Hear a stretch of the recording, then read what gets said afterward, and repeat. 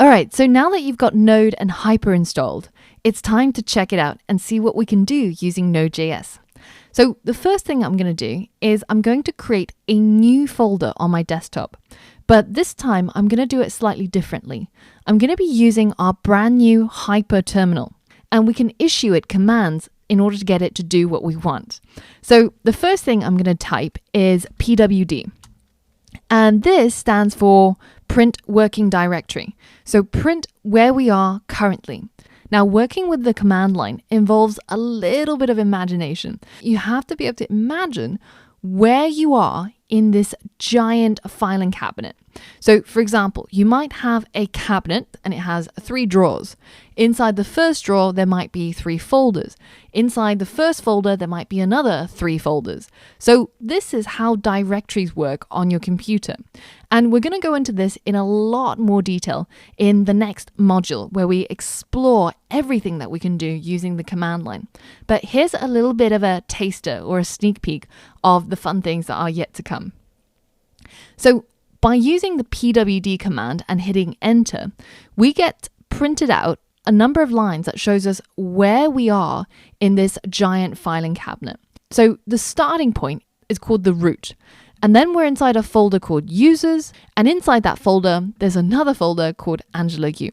So if you're used to a graphical interface, this is basically where we are. We're inside this current folder. And you can see that the folder above it is called users. And then if I double click on this folder called Angela Yu, then I get into my home folder. And from here, you can see that we have our desktop folder. So in order to move over there, then all I have to do is write cd, which is the command, and it stands for change directory or change folders.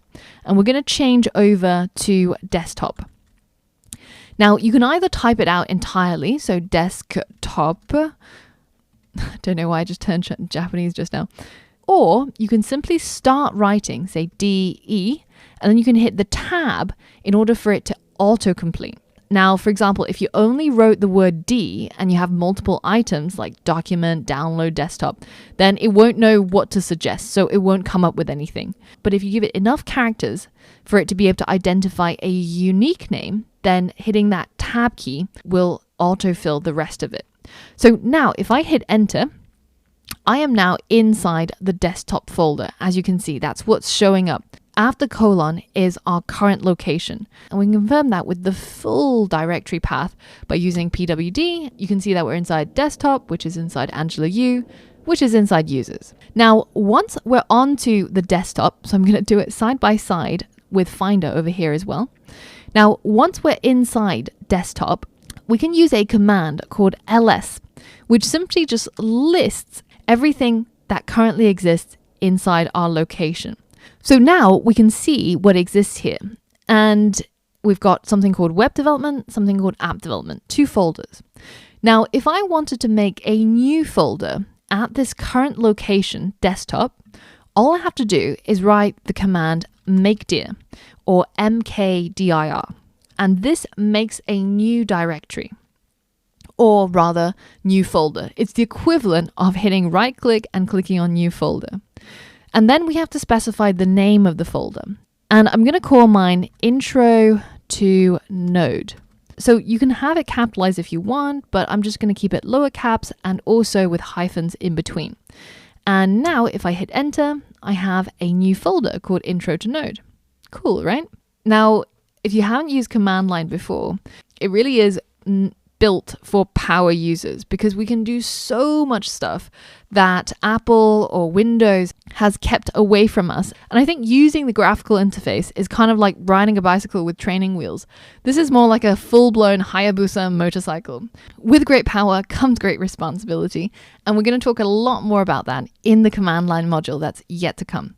But now that we've created our folder called Intro to Node, I'm going to then cd or change directory into that folder. And now I am inside this location, so the equivalent of being here. And if I hit ls here, you can see that there's nothing. It's completely empty so far. So we're going to create a new file here.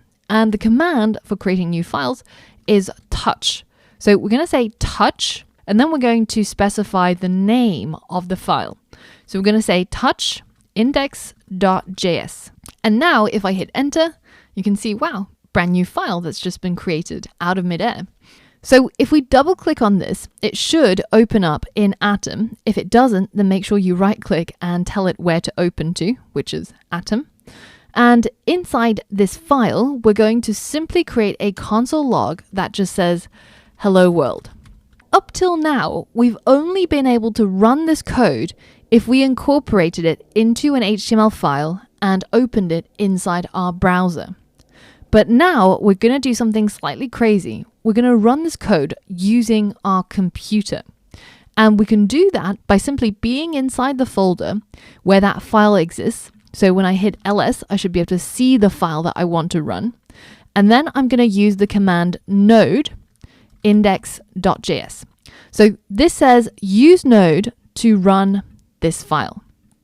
And now if I hit enter, you can see that the result of that file, which was simply to console log hello world, gets executed and it gets logged inside my hyperterminal. So that was our first Node.js file that we executed. Now in the next lesson, I want to talk to you about the REPL, the read evaluation print loop. So for all of that and more, I'll see you on the next lesson.